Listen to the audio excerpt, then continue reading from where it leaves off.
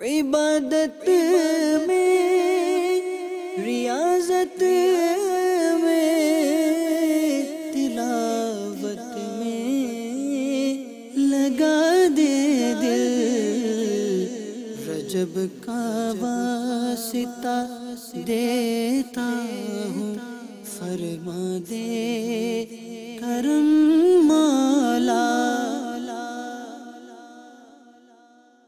الحمدللہ رب العالمین والصلاة والسلام علی سید المرسلین، اما بعد فاعوذ باللہ من الشیطان الرجیم، بسم اللہ الرحمن الرحیم۔ الصلاة والسلام علیک یا رسول اللہ وعلی آلک واصحابک یا حبیب اللہ، الصلاة والسلام علیک یا نبی اللہ وعلی آلک واصحابک یا نور اللہ۔ میٹھے میٹھے اسلامی بھائیوں اور مدنی چینل کے ناظرین، سرکار والا تبار ہم بے کسوں کے مددگار، شفیع روز شمار، دو عالم کے مالک و مختار، صلی اللہ تعالی علیہ وآلہ وسلم نے ارشاد فرمایا، جس نے مجھ پر 100 مرتبہ درود پاک پڑھا، اللہ عز و جل اس کی دونوں آنکھوں کے درمیان لکھ دیتا ہے کہ یہ بندہ نفاق اور جہنم کی آگ سے آزاد ہے، اور بروز قیامت اسے شہداء کے ساتھ رکھے گا۔ صلو علی الحبیب صلی اللہ تعالی علی محمد۔ عیون الحکایات میں ہے کہ حضرت سیدنا انس رضی اللہ تعالی عنہ سے مروی ہے کہ حضور نبی کریم رؤوف الرحیم صلی اللہ تعالی علیہ وآلہ وسلم کے ایک صحابی رضی اللہ تعالی عنہ تجارت کیا کرتے تھے۔ وہ ایک ملک سے دوسرے ملک، ایک شہر سے دوسرے شہر اپنا مال تجارت لے جاتے۔ وہ بہت متقی اور پرہیزگار تھے۔ ان کی ایک عادت تھی کہ وہ اکیلے سفر کیا کرتے تھے۔ ایک مرتبہ وہ سامان تجارت لے کر سفر پر روانہ ہوئے۔ جب ایک جنگل میں پہنچے تو اچانک لوہے کی زرہ پہنے ہوئے ایک ڈاکو سامنے کھڑا تھا اور کہنے لگا کہ اپنا سامان میرے حوالے کر دو اور قتل ہونے کے لیے تیار ہو جاؤ۔ یہ سن کر وہ صحابی رضی اللہ تعالی عنہ فرمانے لگے کہ تمہارا مقصد تو مال ہے، تم میرا سارا مال لے لو اور مجھے جانے دو، مجھے قتل کرنے سے تمہیں کیا فائدہ حاصل ہوگا؟ یہ لو، میں اپنا سارا مال تمہارے حوالے کرتا ہوں۔ لیکن ڈاکو کہنے لگا کہ میں تمہارا مال تو لوں گا ہی، مگر تمہیں قتل بھی ضرور کروں گا۔ اتنا کہنے کے بعد جب وہ حملہ کرنے کے لیے آگے بڑھا تو صحابی رضی اللہ تعالی عنہ نے کہا کہ جب تم میرے قتل کا ارادہ کر ہی چکے ہو تو مجھے تھوڑی سی مہلت دے دو تاکہ میں اپنے رب عز و جل کی بارگاہ میں سجدہ ریز ہو جاؤں اور اس سے دعا کر لوں۔ یہ سن کر ڈاکو نے کہا کہ جو کرنا ہے جلدی کرو، میں تمہیں قتل ضرور کروں گا، جلدی سے نماز وغیرہ پڑھ لو۔ اس صحابی رضی اللہ تعالی عنہ نے وضو کیا اور 4 رکعت نماز پڑھی۔ پھر سجدہ کی حالت میں اللہ رب العزت کی بارگاہ میں اس طرح دعا مانگنے لگے کہ یا ودود، یا ذل عرش المجید، یا فعال لما یرید، اسألک بعزک الذی لا یرام، فملک الذی لا یضام، بنورک الذی ملا ارکان عرشک، ان تکفینی شر ھذا اللص، یا مغیث اغثنی، یا مغیث اغثنی، یا مغیث اغثنی۔ یعنی اے ودود، اے عرش مجید کے مالک، اے وہ ذات جو ہر ارادہ پورا کرنے والی ہے، میں تیری عزت کا واسطہ دیتا ہوں، ایسی عزت کا جس کی کوئی انتہا نہیں، اے ایسی بادشاہت کے مالک جس پر کوئی دباؤ نہیں ڈال سکتا، میں تجھے اس نور کا واسطہ دے کر سوال کرتا ہوں جس نے تیرے عرش کے ارکان کو منور کیا ہوا ہے۔ اے میرے پروردگار عز و جل مجھے اس ڈاکو کے شر سے محفوظ رکھ، اے مدد کرنے والے میری مدد فرما، اے مدد کرنے والے میری مدد فرما، اے مدد کرنے والے میری مدد فرما۔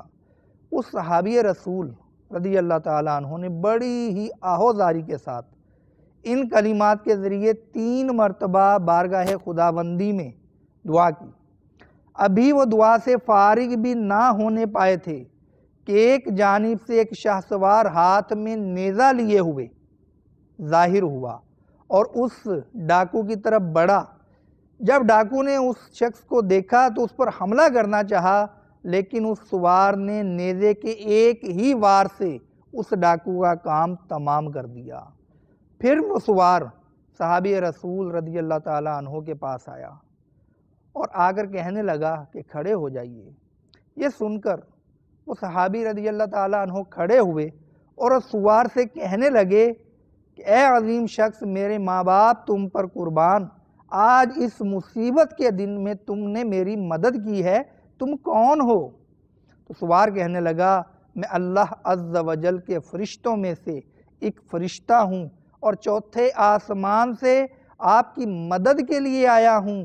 جب آپ رضی اللہ تعالیٰ عنہ نے ان کلمات کے ساتھ پہلی بار دعا کی تو آسمان کے دروازوں میں سے ہمیں یہ دعا سنائی دی۔ پھر جب دوسری مرتبہ دعا کی تو ہم نے آسمان میں ایک شور سنا۔ پھر جب آپ رضی اللہ تعالیٰ عنہ نے تیسری مرتبہ یہی دعا کی تو ہمیں ندا آئی یہ ایک پریشان حال کی دعا ہے، لہذا میں نے اللہ عز و جل کی بارگاہ میں عرض کی کہ یا رب العالمین مجھے اس مظلوم کی مدد کرنے اور اس ڈاکو کو قتل کرنے کی اجازت دے۔ چنانچہ میں اللہ عز و جل کے حکم سے آپ کی مدد کرنے کے لیے آیا ہوں۔ میرے میٹھے میٹھے اسلامی بھائیوں، آپ نے اس حکایت میں دعا کی برکت بھی سنی کہ کس طرح کی کنڈیشن ہے کہ ڈاکو قتل کرنے کے در پہ ہے، اس سے تھوڑی مہلت ملتی ہے تاکہ 4 رکعت نماز پڑھ لیں، اپنے رب عز و جل کی بارگاہ میں دعا کرتے ہیں اور اس دعا کی قبولیت کا عالم یہ ہوتا ہے کہ فوراً ہی ایک فرشتہ مدد کے لیے اتر پڑتا ہے۔ تو میرے میٹھے میٹھے اسلامی بھائیوں، دعا کرنا بھی ایک عبادت ہے، بلکہ عبادت کا مغز ہے۔ چنانچہ ترمذی شریف کی حدیث پاک ہے کہ رسول بے مثال بی بی آمینہ کے لال صلی اللہ تعالی علیہ وآلہ وسلم نے ارشاد فرمایا کہ دعا عبادت کا مغز ہے۔ اس حدیث پاک کے تحت حکیم الامت مفتی احمد یار خان نعیمی علیہ رحمت اللہ الغنی مرات المناجی میں ارشاد فرماتے ہیں کہ دعا عبادت کا رکن اعلیٰ ہے۔ جیسے مغز کے بغیر ہڈی کی، گودے کے بغیر چھلکے کی کوئی قدر نہیں، ایسے ہی دعا سے خالی عبادت کی کوئی قدر نہیں۔ رب تعالی مانگنے کو پسند فرماتا ہے۔ عبادت نام ہے اپنی انتہائی عاجزی، رب تعالی کی انتہائی عظمت کے اظہار کا۔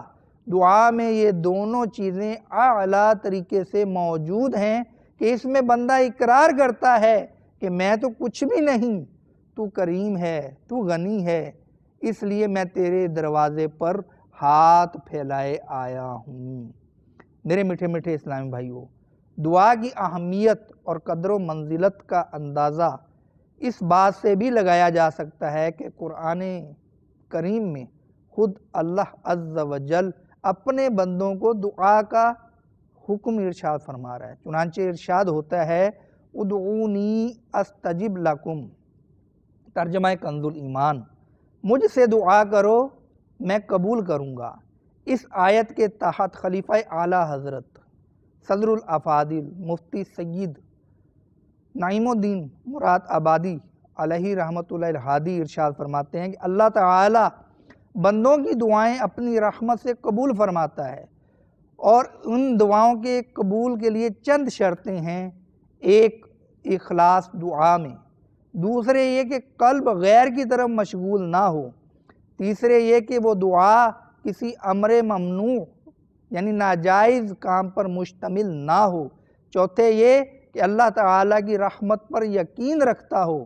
پانچویں یہ کہ شکایت نہ کرے کہ میں نے دعا مانگی قبول نہ ہوئی۔ جب ان شرطوں کے ساتھ دعا کی جاتی ہے تو قبول ہوتی ہے۔ حدیث شریف میں ہے کہ دعا کرنے والے کی دعا قبول ہوتی ہے یا تو اس کی مراد دنیا میں ہی جلد اس کو دے دی جاتی ہے، یا آخرت میں اس کے لیے ذخیرہ ہوتی ہے، یا اس کے گناہوں کا کفارہ کر دیا جاتا ہے۔ تو میرے میٹھے میٹھے اسلامی بھائیوں، دعا بہت اعلیٰ عبادت ہے۔ عبادت کے بیج بونے کے مہینے میں ہم یہ غور کریں کہ کہیں ہم اس اعلیٰ نیکی سے، عبادت کے مغز سے غافل تو نہیں کہ ہم پریشان ہوتے ہیں۔ ہمیں بہت ساری خواہشات ایسی ہوتی ہیں کہ ہم چاہتے ہیں کہ وہ پوری ہو جائیں، لیکن ہم دعا سے غافل رہتے ہیں۔ دعا کیسی عبادت ہے؟ المطالب العالیہ کی ایک اور حدیث پاک سنتے ہیں۔ چنانچہ نور کے پیکر، تمام نبیوں کے سرور صلی اللہ تعالیٰ علیہ وآلہ وسلم نے ارشاد فرمایا کہ تمام کے تمام نیک اعمال آدھی عبادت ہے اور اکیلی دعا آدھی عبادت ہے۔ اللہ عز و جل جب کسی بندے کے ساتھ بھلائی کا ارادہ کرتا ہے تو اسے دعا میں مصروف کر دیتا ہے۔ میرے میٹھے میٹھے اسلامی بھائیو، حضرت سیدنا سلمان رضی اللہ تعالیٰ عنہ فرماتے ہیں کہ جو شخص خوشحالی میں اپنے رب عز و جل سے دعا و مناجات کرنے کا عادی ہو تو جب اس پر کوئی مصیبت آتی ہے تو وہ اپنے پاک پروردگار کی بارگاہ میں فریاد کرتا ہے تو فرشتے کہتے ہیں کہ یہ تو کسی مصیبت زدہ کی جانی پہچانی آواز ہے جو خوشحالی میں دعا کرتا رہتا ہے، لہٰذا فرشتے اس کی سفارش کرتے ہیں۔ اور جو بندہ خوشحالی میں دعا نہیں کرتا، صرف مصیبت آنے پر کرتا ہے تو فرشتے کہتے ہیں یہ نہ جانے کس کی آواز ہے۔ خوشحالی میں تو یہ اپنے رب عز و جل سے دعا نہیں کرتا تھا، اب مصیبت آئی ہے تو دعا کر رہا ہے، لہٰذا فرشتے اس کی سفارش نہیں کرتے۔ بہرحال ہمیں دعا مانگتے رہنا چاہیے کہ دعا عبادت کا مغز ہے۔ ایک روحانی علاج بھی سنتے ہیں۔ چنانچہ چڑیا اور اندھا سانپ، یہ شیخ طریقت امیر علیہ سنت حضرت علامہ مولانا محمد الیاس عطار قادری دامت برکاتہم العالیہ کی بہت ہی پیاری تعلیف، مختصر سا رسالہ ہے۔ چنانچہ اس میں ہے کہ غیر مکروہ وقت میں 2 رکعت نفل ادا کیجئے اور سلام پھیرنے کے بعد یا لطیفو 182 بار 182 ٹائم اول و آخر ایک بار درود پاک، اول و آخر ایک بار درود شریف پڑھ کر جائز اور آسان ملازمت یا حلال روزگار ملنے کی دعا کیجئے، انشاءاللہ عز و جل دعا قبول ہوگی۔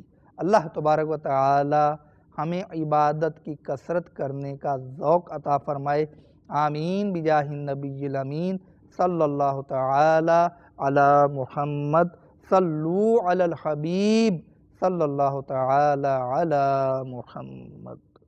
عبادت میں، ریاضت میں، تلاوت میں لگا دے دل، رجب کا واسطہ دیتا ہوں